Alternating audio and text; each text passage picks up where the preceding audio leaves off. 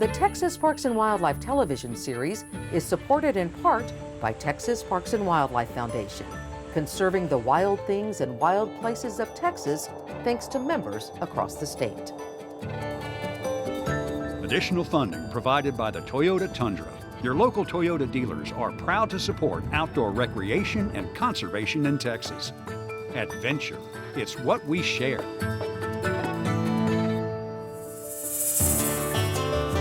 Coming up on Texas Parks and Wildlife. It's a gift having the bears return to Texas, and I feel honored to play just a tiny part of that. They're the second smallest bat in North America, and we call them the chicken nuggets of the cave because a full-grown adult, they are about the size of chicken nuggets. I mean, you just cannot help but sit in this and get a spiritual healing of what's here.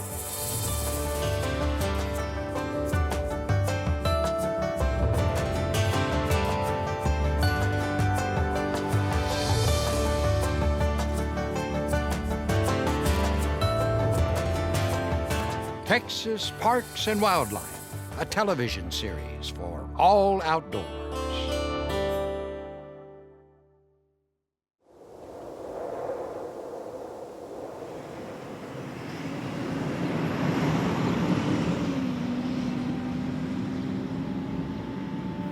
This is not, for me, a generic plot of land that you can find anywhere.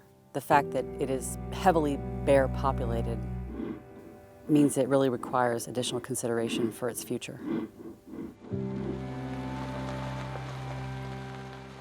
The entire drive into this region is a period of decompression, but it's not until I get to the ranch property line that it all melts away.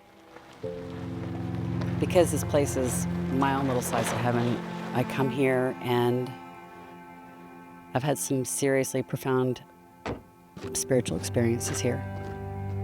I love it, and it's my happy place.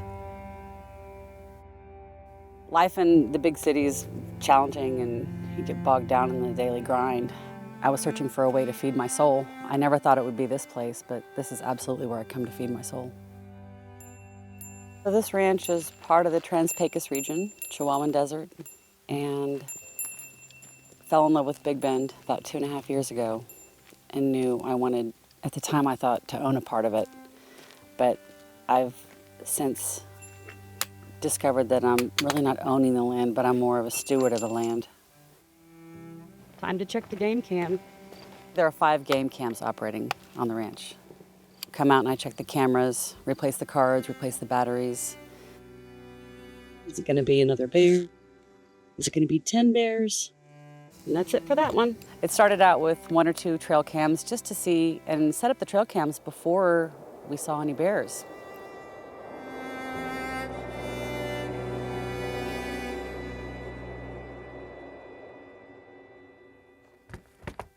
I spend hours and hours going through that trail cam footage. And there's always unexpected surprises.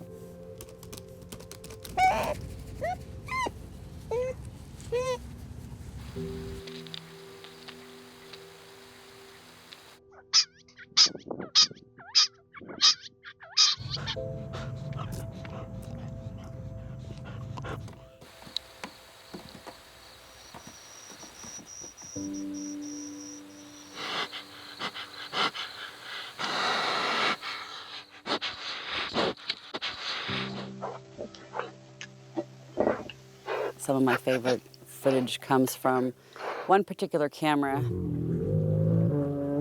that's on a 500-gallon guzzler, and it has a trough big enough for bears to sit in, and the bears like to go hot tubbing.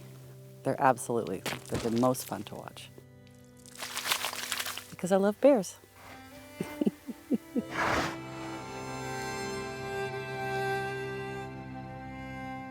Being an amateur rancher, I knew I wasn't an expert coming into this.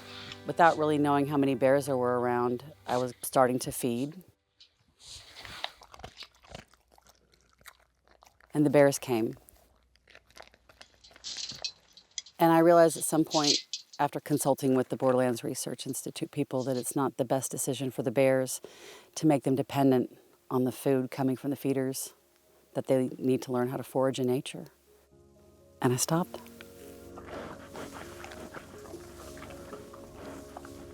The trail cams have revealed that the bear populations are increasing in this area. There's no way I could have anticipated 12 bears in a single season. As they reclaim their territory, we have to learn to live with them. We work around them, not the other way around. I understand what a rare gift this land is, and because I consider myself a steward of the land, I really view it as my responsibility to allow the experts in the field to come out here and conduct their research.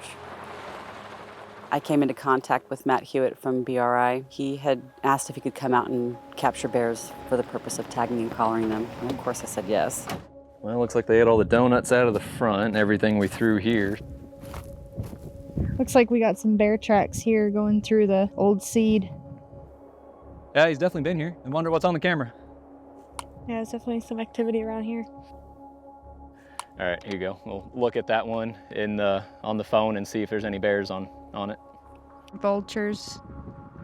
Lots of birds on this one. Oh, we do have a bear. We have a bear that came in on the 29th. Oh, that's cool. He stuck his nose in the trap. That's awesome. Bears are native to Texas, and as Texans, as people, we have a responsibility to ensure that they have a place in this state and in this landscape. The black bears were extirpated from Texas in the 1950s, started recolonizing again starting in the 1980s. And really in the past 3 to 5 years, they have kind of started flooding into this area. So understanding how the bears are using this landscape, what sort of things they're eating, what different population metrics are, will be really important for management of this species. We are out here attempting to trap and radio collar black bears in the Trans-Pecos.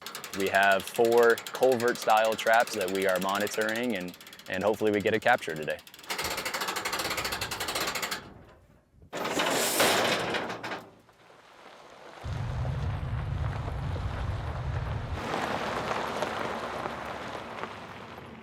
Woke up to a notification from one of the traps that we had a bear caught.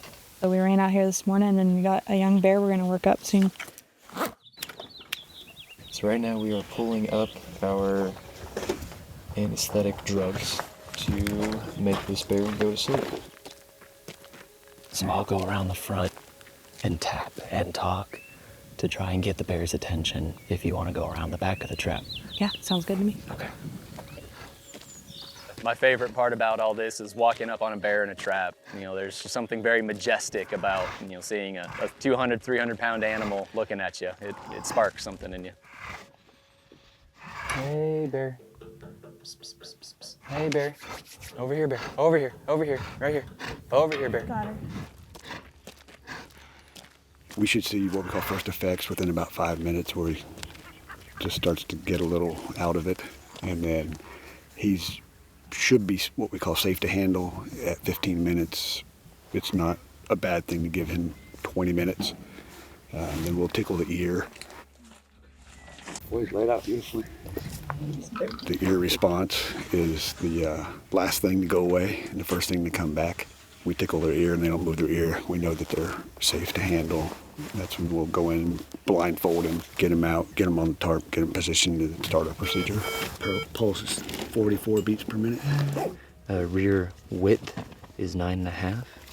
Take a bunch of body measurements, a bunch of samples from that animal, fit it with a radio collar, and wake it up and send it on its way.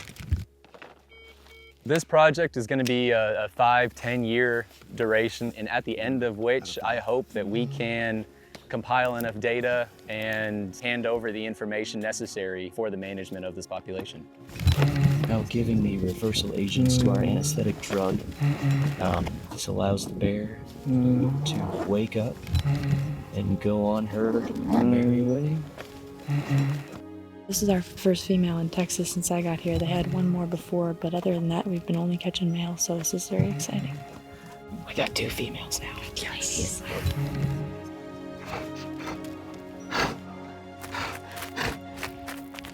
These black bears are moving into West Texas, kind of from the mountains in Mexico, but the human population is also growing on this side of the state. And having the information produced from studies like this will help better understand these bears and how to mitigate any conflict that could possibly arise.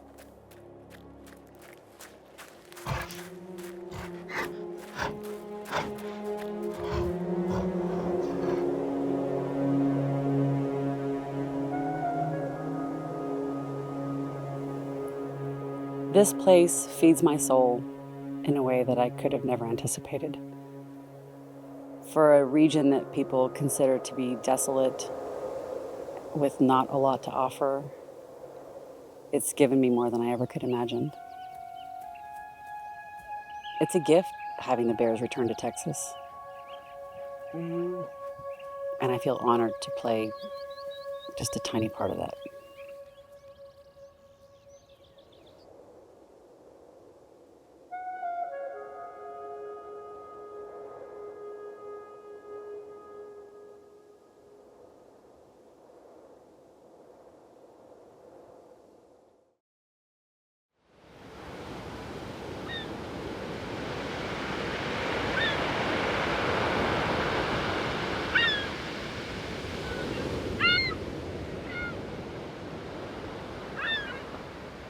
The pier is 1,622 feet long. It is great fishing there for black drum, red drum, speckled trout, flounder. Plenty spacious for everybody to be able to go out and enjoy a good day of fishing.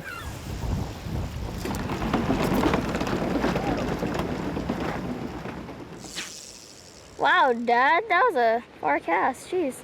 Getting some bites here. It's actually pretty fun. There's some big fish. My grandpa's caught a couple of big fish. This is called a gap top. This is a catfish you can eat. Your daddy bring his camera? Smile. Say cheesy.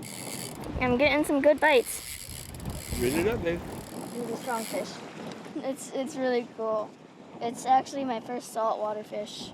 It is perfect for your novice fisher. I have no idea what I'm doing. Catch a shark. I wish y'all luck. It is ADA accessible, so it does have some rails that drop a little bit lower for anybody to just be able to come out and fish comfortably. Not at work, so that's good. I love it. I love it. Well, just spending a little time here before the sun sets. After hours, that's when the bite really starts. I don't know, I'm just kind of throwing it out there, see if anything hits it, to be honest.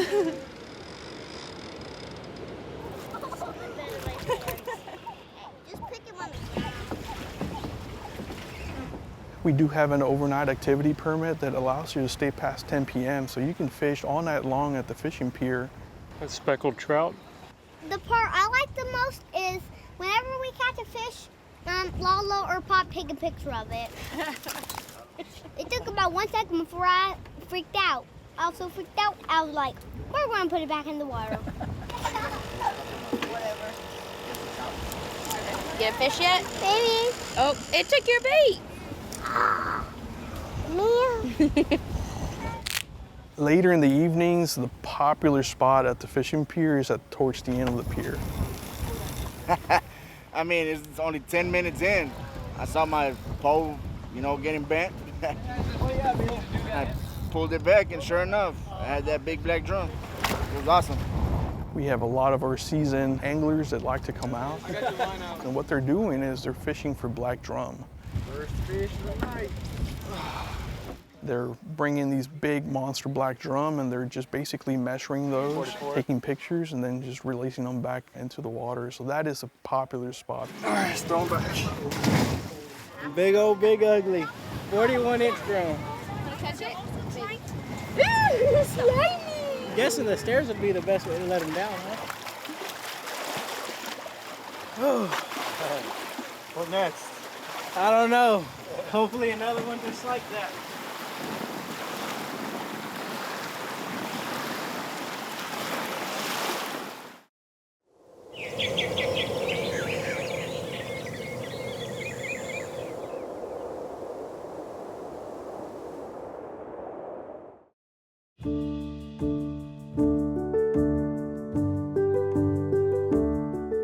The Southmost Preserve is aptly named. I mean, it is the southernmost place in the continental United States. Southmost Preserve is this incredible 1,000+ acre preserve right on the banks of the Rio Grande. ¿Ya cómo está? And we work a lot with testing different types of ecological restoration with these native plants. Para que pongan ya a empezar que los niños. We are expanding that conservation elsewhere, working with students, being a place where people can do research, can learn from all aspects of ecological restoration. It was a place in which TNC would do community-based conservation, would experiment with some compatible farming, would also work on revegetation and restore former brushlands that have been converted to croplands. Las plantas sirven para reforestar en otras áreas pobres que no tienen árboles, las están reforestando. Tenemos el orgullo de nosotros participar con esas personas que nos están pidiendo muchas plantas. Se ha reforestado mucho, está creciendo mucho la reforestación en esta área y para mí es muy importante.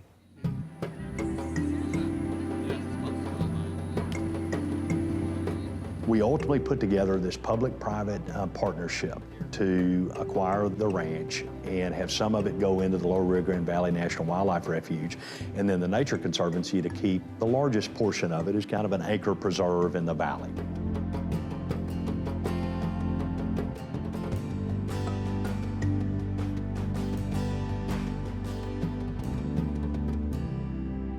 I love teaching.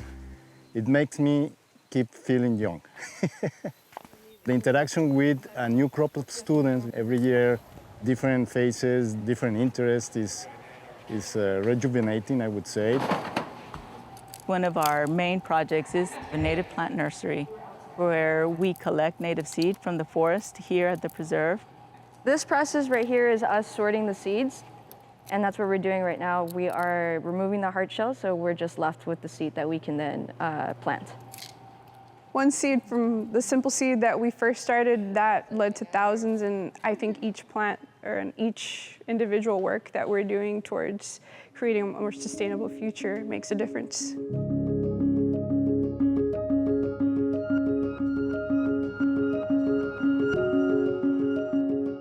Now, they had all kinds of little plants down here. There is a hidden story with the biodiversity of this range right here. This is a half mile of what we call now the Montezuma Cypress Preserve. The origins of Montezuma cypress go back to the time of the Mexica and the Aztecs and all that, because they were sacred trees for them.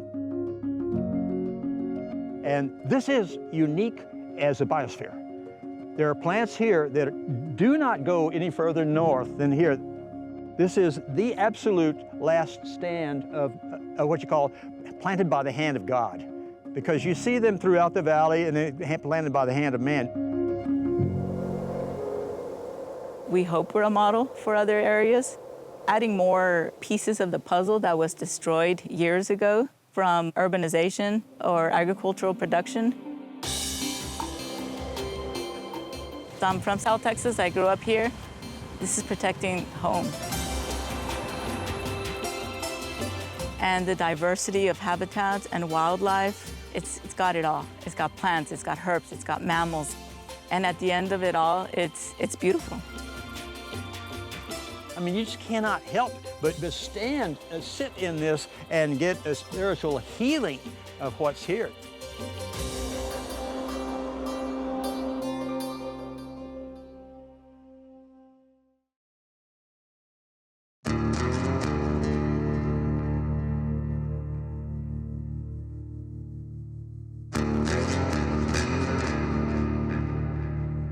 Longhorn Cavern State Park is one of the most unique places in the state of Texas. We are the only publicly accessible cavern in the state of Texas that was largely formed by the work of an underground river. We have literally centuries of Texas-sized stories that took place right here within the park and largely within the cavern itself.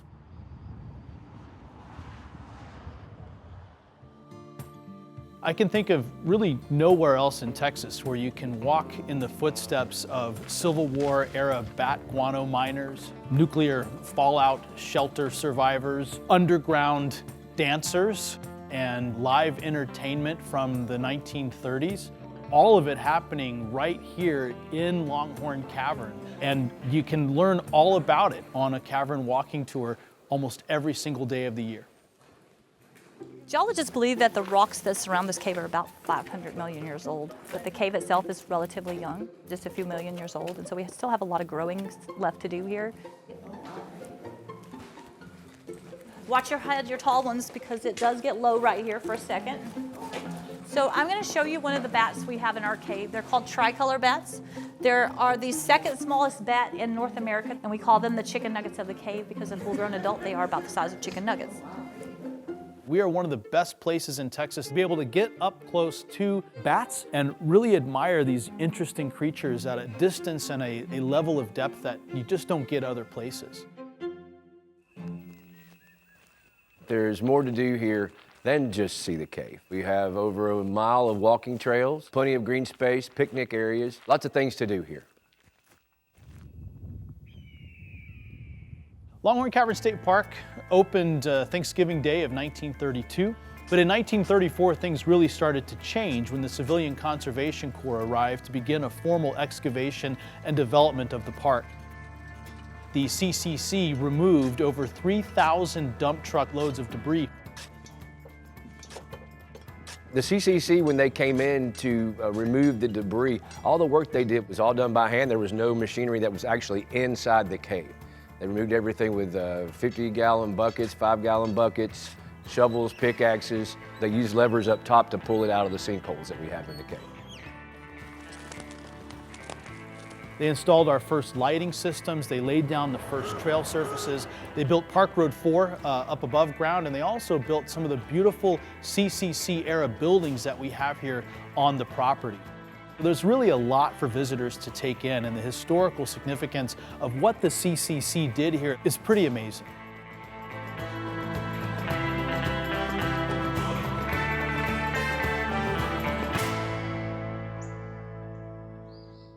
Anybody scared to go down there? Longhorn Cavern offers a more adventurous tour called the Wild Cave Tour. You crawl around in the dirt. It's not uncommon to get in the water. You're crawling through tunnels that are very low. Ow! With the Wild Cave Tour, you're crawling on your hands and knees, army crawling on your bellies, and all you have is one little light on your head. I'll take you down a 3-hour adventure you'll never forget.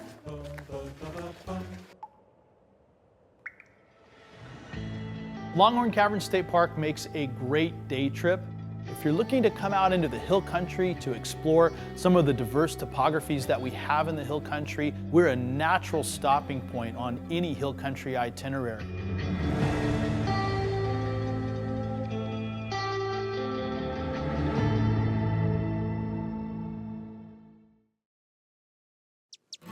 There are more ways than ever to help Texas Parks and Wildlife protect the outdoors through the Conservation License Plate Program.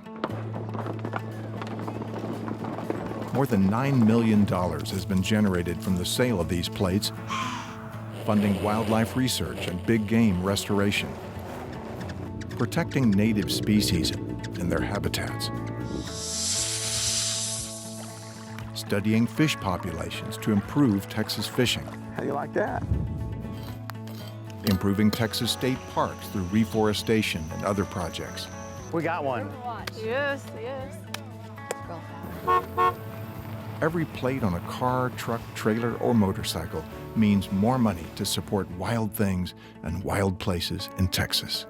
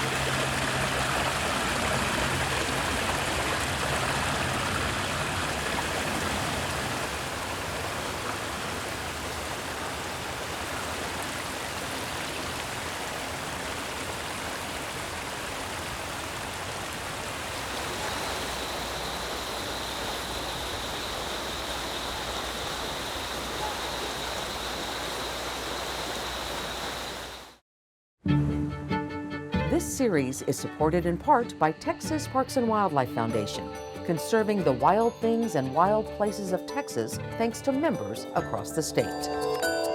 Additional funding provided by the Toyota Tundra. Your local Toyota dealers are proud to support outdoor recreation and conservation in Texas. Adventure is what we share.